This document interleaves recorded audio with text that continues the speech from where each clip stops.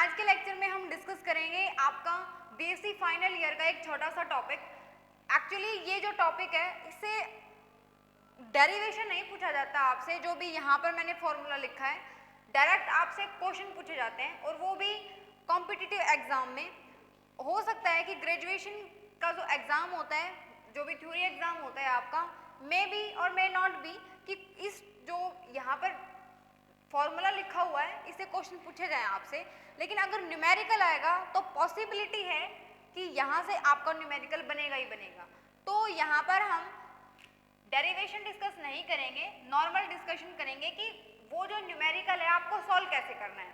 अब आपका टॉपिक क्या है? Relation between atomic density and mass density. सबसे पहले रिलेशन से पहले हमें पता होना चाहिए कि एटॉमिक डेंसिटी और मास डेंसिटी होता क्या है।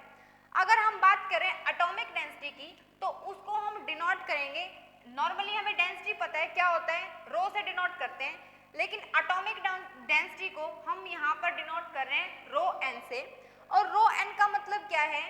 नंबर ऑफ एटम पर यूनिट वॉल्यूम। अब यहाँ पर नंबर ऑफ एटम पर यूनिट वॉल्यूम का मतलब क्या है? ये जो वैल्यू है वो आपकी डिफरेंट होगी। किसके लिए? अगर हम बात करें सिंपल क्यूबिक की, या फिर अगर हम बात करें बीसीसी की या एफसीसी की, तो वहां पर क्या चेंज होता है? आपका नंबर ऑफ एटम डिफरेंट होते हैं। अगर आप सिंपल क्यूबिक की बात कर रहे हो तो 1 होता है, बीसीसी की अगर बात करें तो 2 होता है, और अगर आप एफसीसी की बात कर रहे हैं तो वहां पर आपका 4 होता है।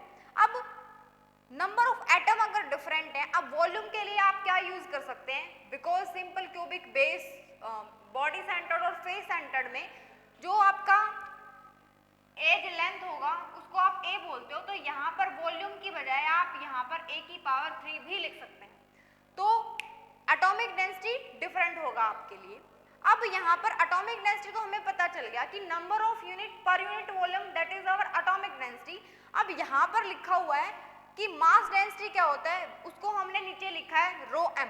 एक्चुअली बहुत कम आपसे पूछा जाएगा कि जो रो एम है वो होता क्या है। अब हम जो नीचे न्यूमेरिकल लिखा हुआ है इसमें हमें पता चलेगा कि आपसे क्वेश्चन कैसे पूछा जाता है।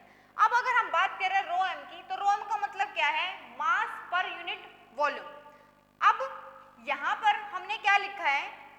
रो एन आपका किसके बराबर है? N A rho M divided by M A. अब एन ए का मतलब आपका है एवोगैड्रो नंबर से, जिसकी वैल्यू आपकी 6.0, जो एन ए है आपका उसकी वैल्यू कितनी होती है आपकी? 6.022 इंटू 10⁻³ एटम्स, ये इतना होती है। अब रो एम का मतलब क्या है? मास पर यूनिट वॉल्यूम। अब एम ए का मतलब क्या है? जो भी आपको एटम दिया होगा, फॉर एग्जाम्पल कॉपर दे रखा है, सिल्वर दे रखा है या कुछ भी दे रखा है, तो उसका मास आपको पता होगा, वो आपका एम ए है। अब यहाँ से हमें रो एन पता चल गया क्या है? रो एन का मतलब एटॉमिक डेंसिटी। अब इसने ऊपर पूछा था रिलेशन, तो ध्यान से देखो रिलेशन क्या है। जो भी इक्वल्स टू है उसके इस साइड में आपका रो एन लिखा हुआ है और इसके इस साइड में आपका रो एम लिखा हुआ है, लेकिन रिलेशन दोनों में ये है, अगर आप N A divided by M A की मल्टीप्लीकेशन रो एम के साथ कर देते हैं तो वो आपको क्या देता है? रो एन देता है। अब पहले हम क्वेश्चन डिस्कस करें, फिर आपको पता चलेगा कि क्वेश्चन पूछा कैसे जाता है। एग्जाम्पल के लिए अगर आपको बोला है न्यूमेरिकल के अंदर सिंपल क्यूबिक है, तो सिंपल क्यूबिक के अंदर तो 1 बाय रो एन की वैल्यू क्या बन जाएगी?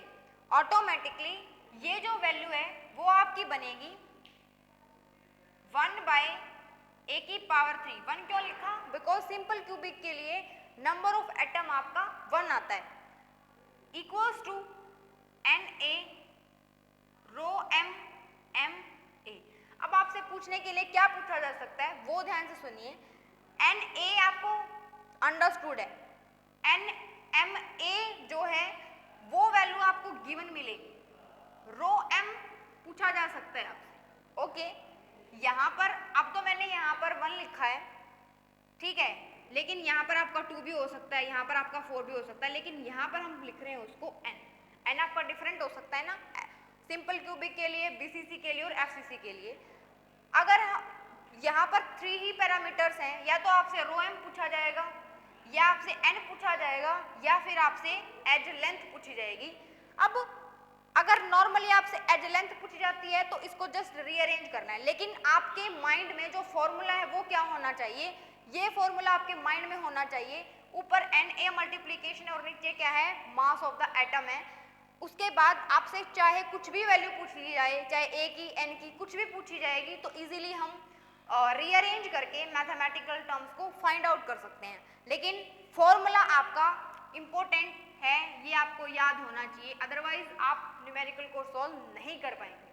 अब यहाँ पर मैंने क्वेश्चन लिखा है, क्वेश्चन में एक्चुअली क्या पूछा जा रहा है आपसे, मेटालिक कॉपर दिया है आपको।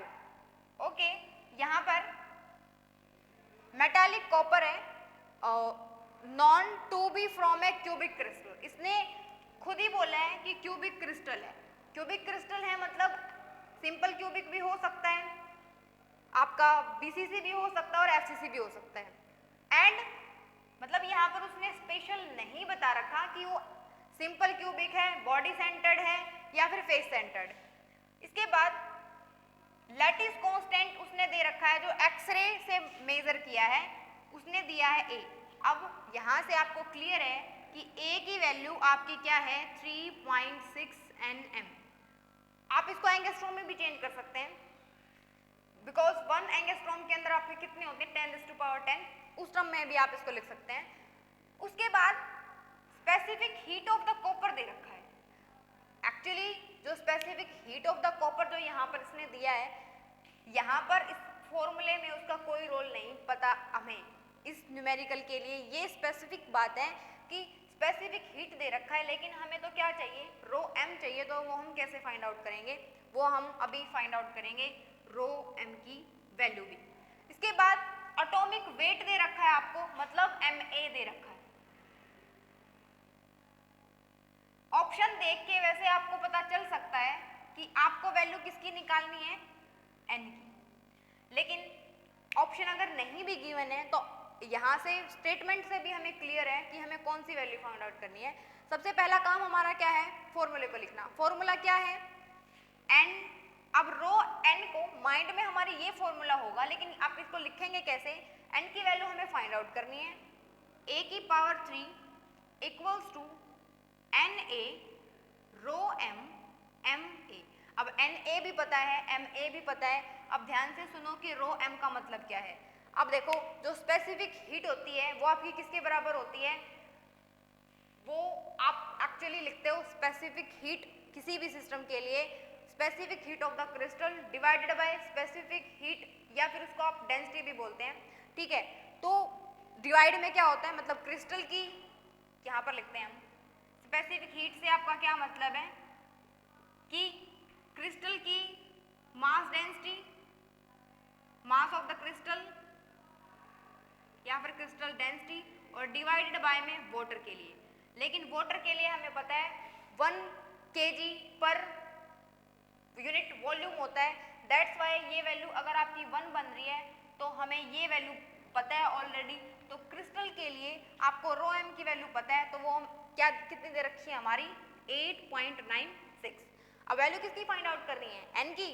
तो एन लिखो यहाँ पर और बाकी की सारी वैल्यू ऊपर, Na rho M divided by Na, और ऊपर क्या है, a की पावर 3। जब हम हर एक वैल्यू को यहाँ पर पुट करेंगे तो वैल्यू आपकी मे बी 4.96 या फिर 4.56 समथिंग लाइक दैट, ऐसी कुछ वैल्यू आएगी। तो यहाँ से हमें पता चल सकता, ये जो है ना एस्टिमेटेड वैल्यू आती है, एग्जैक्ट रिजल्ट आपका इस फॉर्मूला से कम ही पता चलता है, बिकॉज कैलकुलेशन में हम कुछ गलतियां कर ही देते हैं। लेकिन एस्टिमेटेड रिजल्ट से, अगर आपको ऑप्शन दे रखा है, ऑप्शन में आपको कैसे दे रखा होगा, ऑप्शन इस क्वेश्चन के लिए आपको गिवन होंगे, first one suppose simple cubic है, सेकंड आपका बीसीसी है, सी आपका एफसीसी है, और डी आपका कुछ भी हो सकता है, none of the above, sorry none of this या फिर ऑल ऑफ दिस। तो यहाँ पर n की वैल्यू 4 किसके लिए होती है, आपको पता होना चाहिए, वो वैल्यू आपकी एफसीसी के लिए होती है। तो ये आपका क्या है, आंसर है। ओके, तो ये फॉर्मूला आप याद कीजिए। इसके ऊपर न्यूमेरिकल आपके बुक में बहुत सारे मिल जाएंगे, उनकी प्रैक्टिस कीजिए और पढ़ते रहिए। Thank you.